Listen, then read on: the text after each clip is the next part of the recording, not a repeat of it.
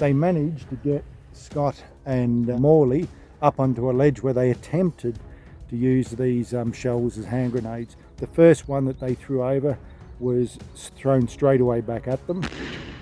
The year is 1879, and we're travelling to southern Africa to witness a difficult and protracted war against a tough tribe of local warriors. But it isn't the Zulus. Did you know that while the Zulu War raged, the Cape government were busy fighting another war just a few hundred kilometres away in the southeast of the country now known as Lesotho? Then it was called BaPhuti land. It's a war that's almost forgotten. But it's not forgotten here on the Redcoat History YouTube channel, so stay with us to learn all about it.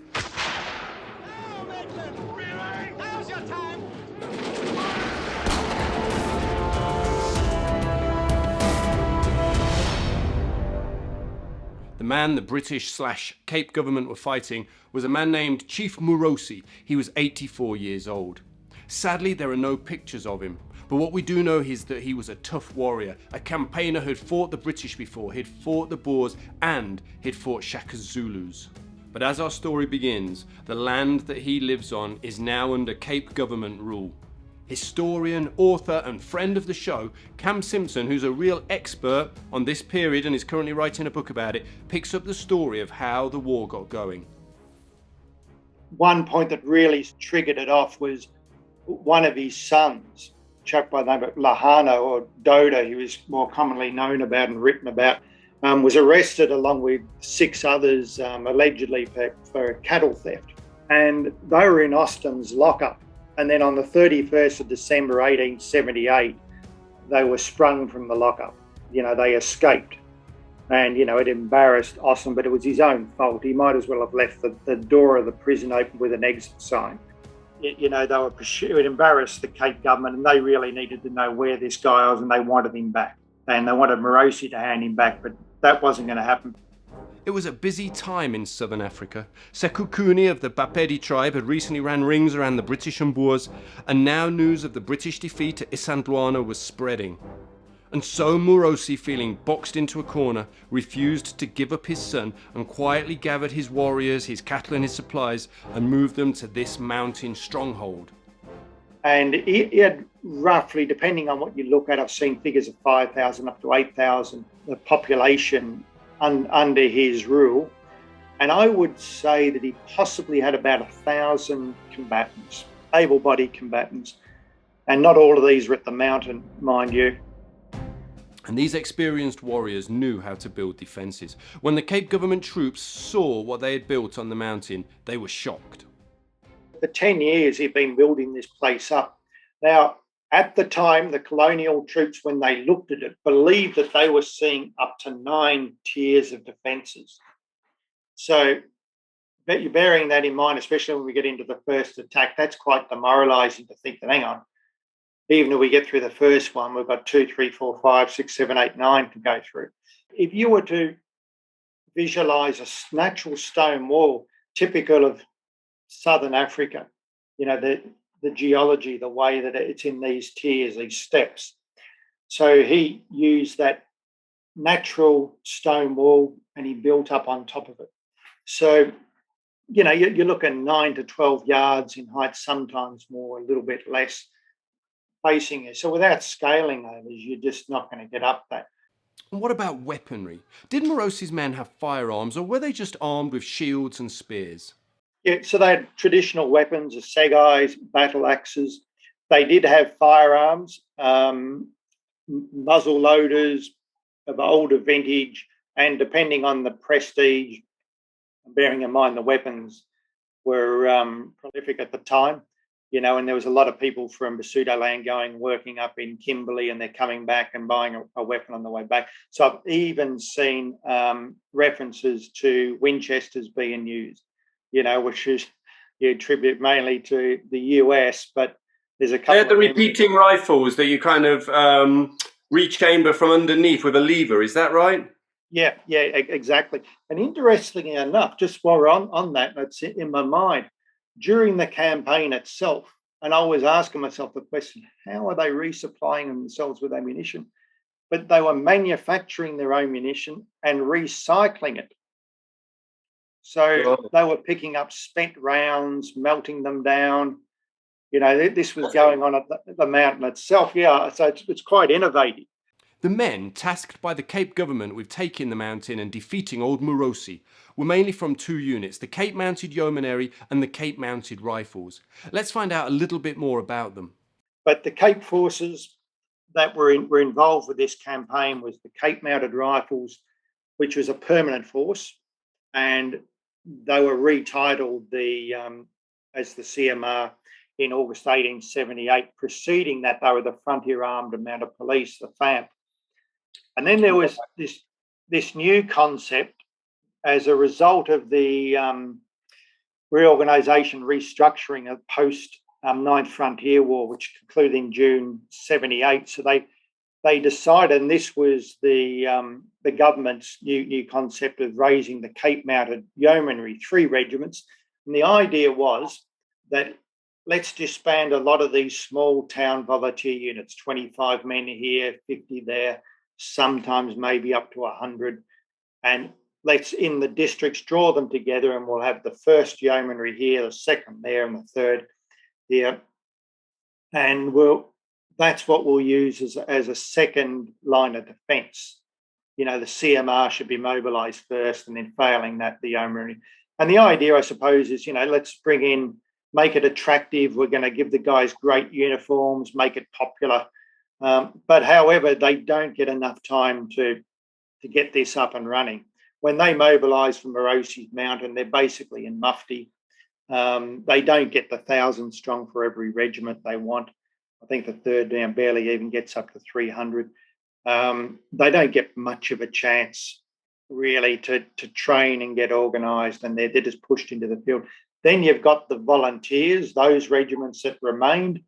They're in place. Then you've got the burghers under that, the BaPhuti police, and then they raised a BaPhuti contingent, fluctuate up to about 1,500 people. And then you had Cape levies as well, which could be mobilised, and they brought in a number of them from the Herschel district, which is basically just beyond the tally itself. And they operated, various degrees of efficiency. And a lot of these guys had even fought in the Ninth Frontier War, so they weren't devoid of experience. They're armed with long and short Snider rifles, no martinis.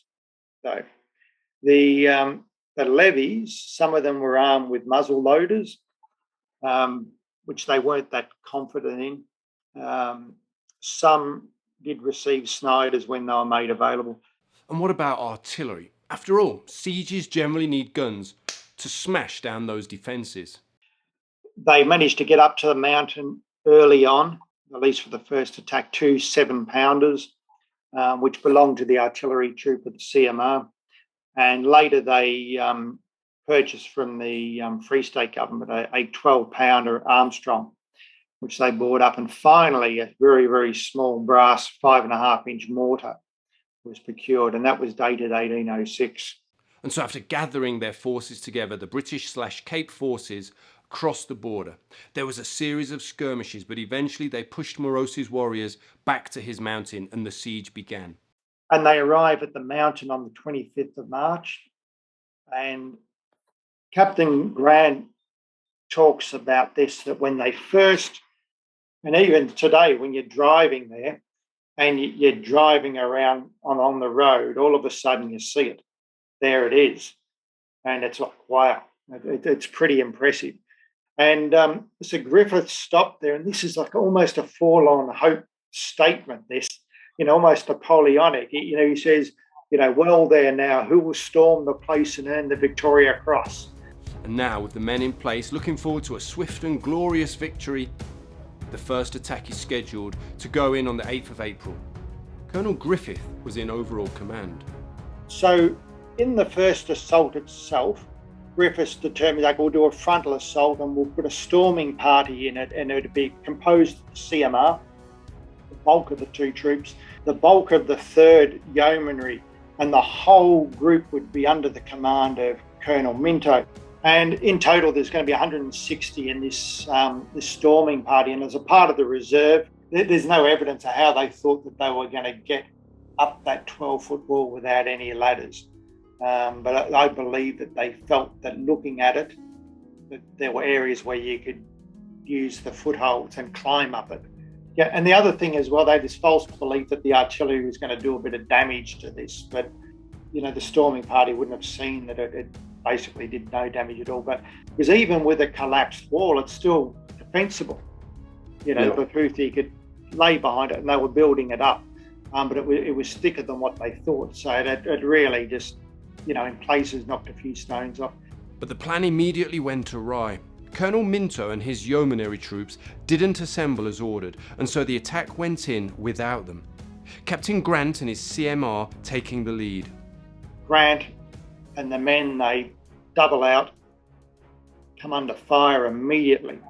They turn right and assault towards, through this open area, this size of 2 tennis courts up to a massive stone wall, basically, coming under fire.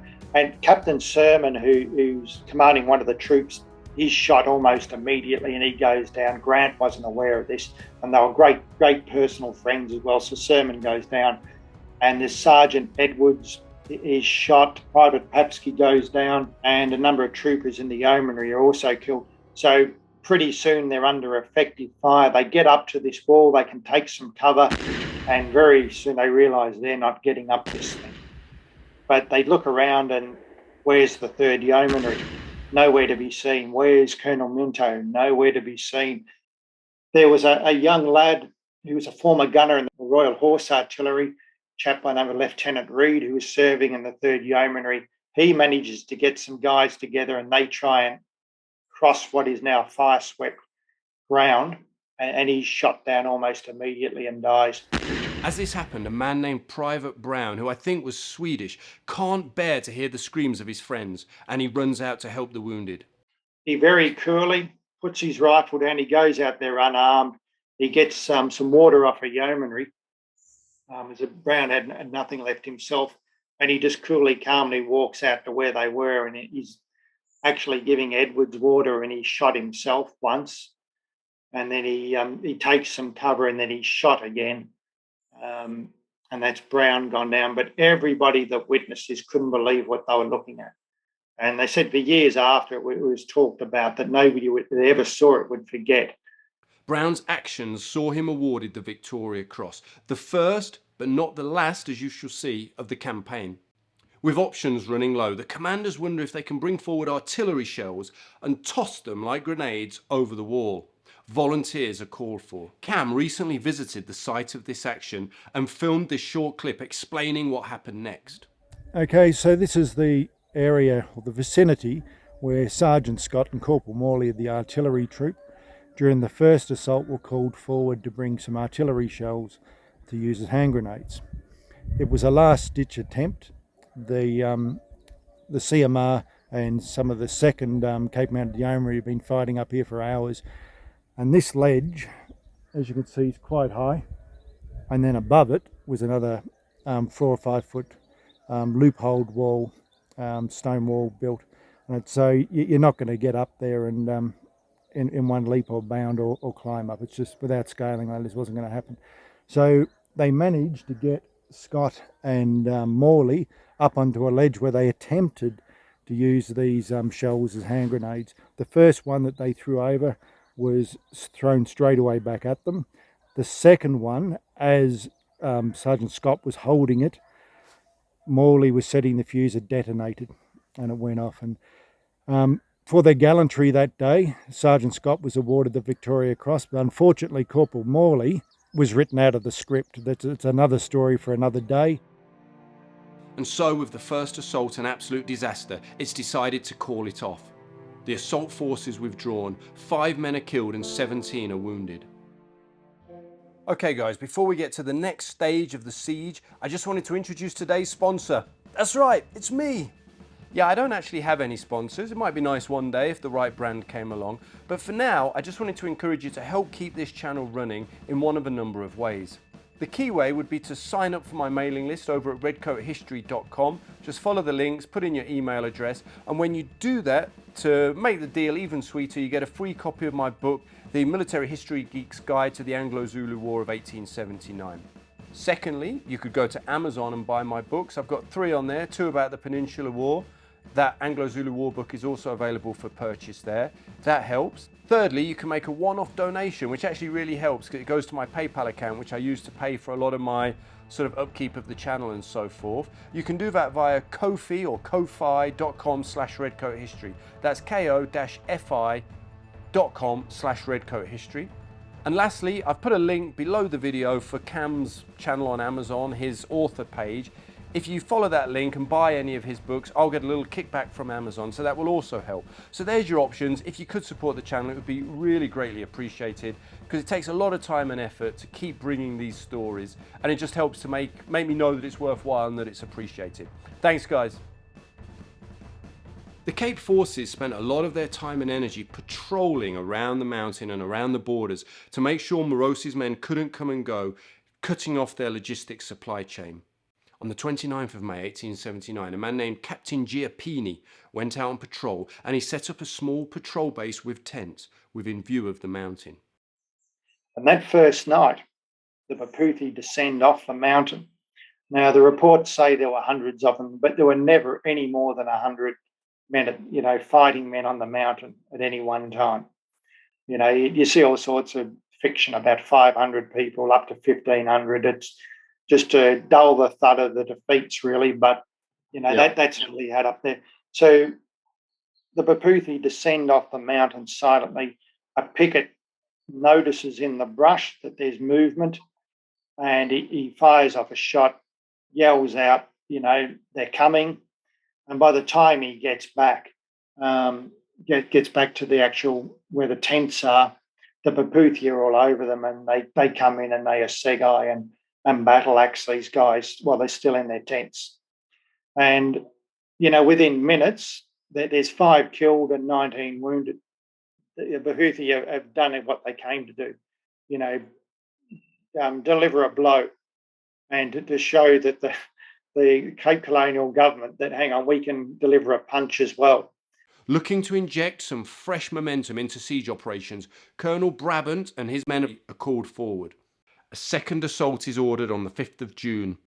Despite assaulting 3 positions simultaneously, the attack has a similar result to the first. But it's another mess. It results in 12 killed, 31 wounded. 3 of them later die wounded, so there's quite substantial casualties. Morosi is once more in the front line fighting. There's but 4 BaPhuti killed, 4 wounded in this attack. In like the first attack, there's a lot of wounded laying out exposed in that same ground that was fire swept where Brown had gone out, and he performed the deeds. It later got him the VC, but here's Surgeon Hartley. He goes out to bring in a wounded man, and there's a number of others that are with him also doing the same thing, and very similar to what Brown did. For his bravery during this second assault, in actions very similar to those of Private Brown in the first assault, Surgeon Hartley is awarded the Victoria Cross, the 3rd of the campaign. Despite the failure of the second assault, there was some good news. The one thing that came out of the second assault is that they found out that on the eastern side there was a spring, and they realised that there was a potential access point onto that mountain. And there was a lot of investigating done. They were out with telescopes and having a look at this area. The access point became known as Bourne's Crack and was to be the focal point of the next attack, the 3rd attack, on the night of the 19th and 20th of November 1879. Colonel Zach Bailey was in overall command, and 5 separate storming parties were gathered for this assault.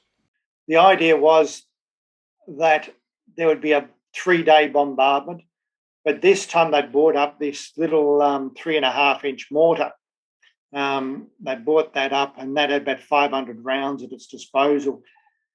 So in the preceding days, that mortar, which was able to lob over the wall rounds in, they used that with good effect, and that was pretty much a part of one of the deal breakers here that pulled this off with the colonial government.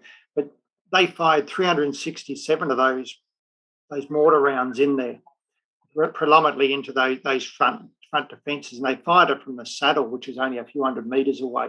So they're lobbing it at quite high angle, which is the purpose of the mortar. They've got a 12-pounder in action and the 2 7-pounders, and it's just sort of relentless.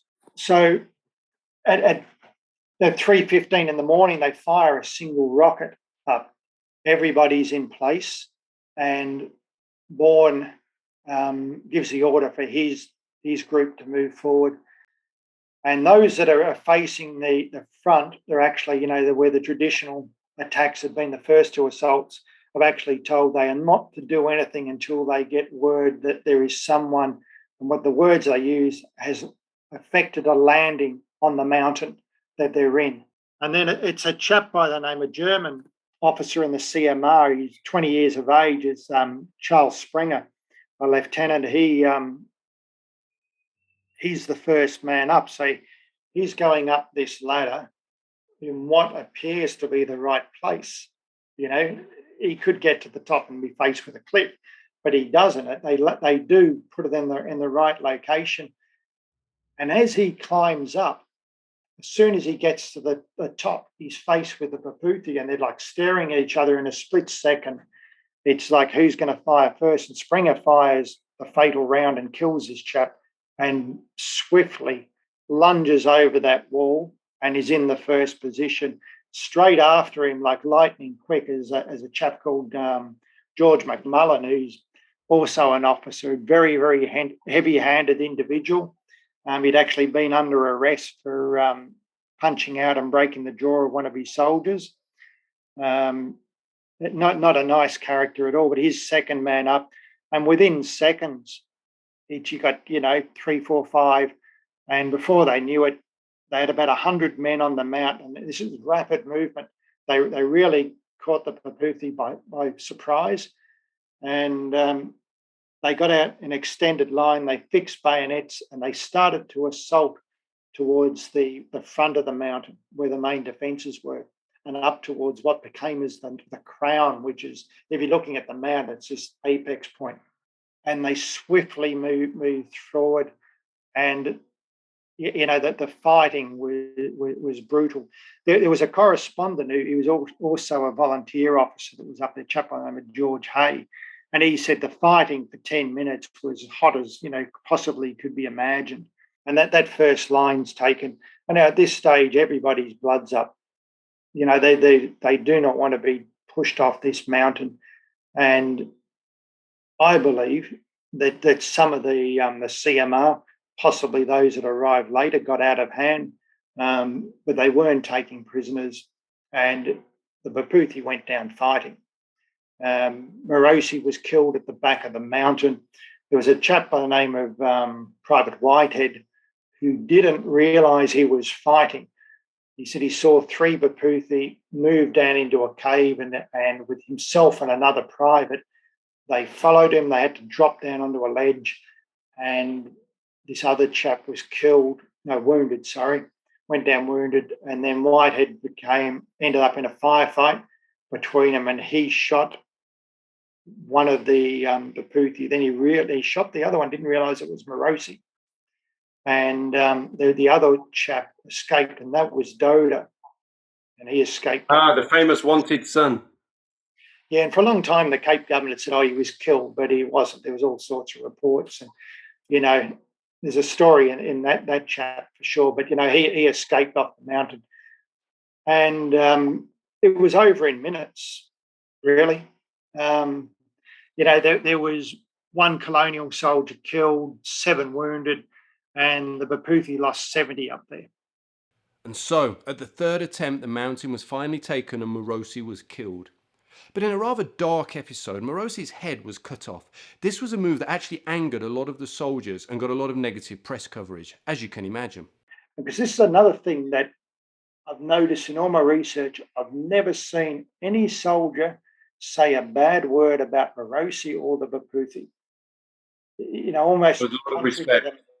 Yeah, completely. So even David Hook, who was a former CMR captain, and then he was a magistrate out at Herschel, and he played a big part in the campaign, and he was in at least 2 of the assaults. including the final one. You know, he'd known Morosi for a number of years, had a lot of respect for him.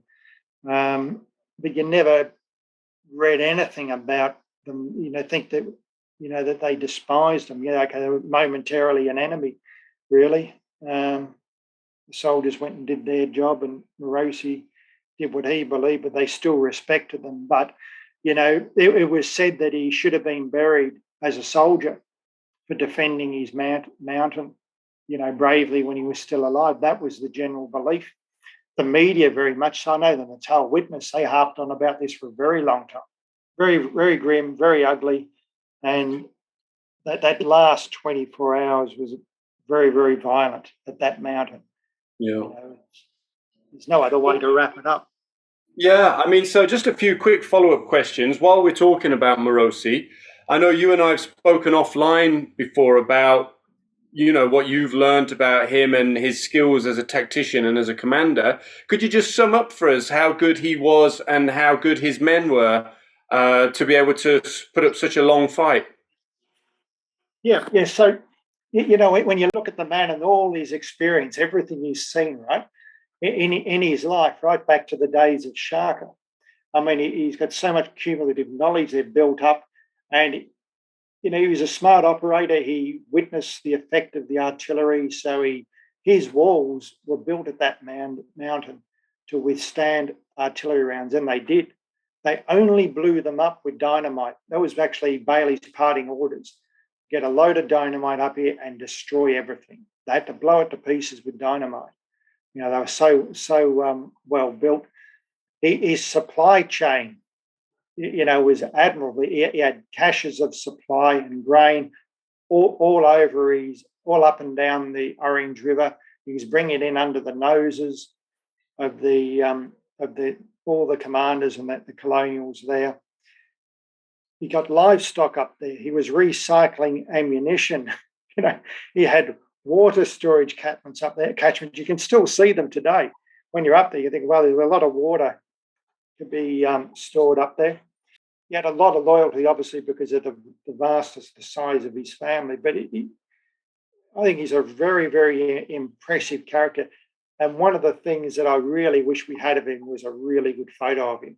There's a lot of descriptions of him. But I think, you know, the BaPhuti have got to be incredibly proud of, you know, the tenacity of this guy. Because if you looked at the reverse, if that was a British regiment up on that mountain, you know, you would be hearing about it forever, you know, for how long he held out, you know, for 9 months, basically. And there you have it, guys. I think today's video really sums up what this channel is all about. It's about raising the profile of little-known British wars and British bravery and those of their enemies, especially during the Napoleonic and Victorian eras. We bring great deeds back to life and show respect for all involved.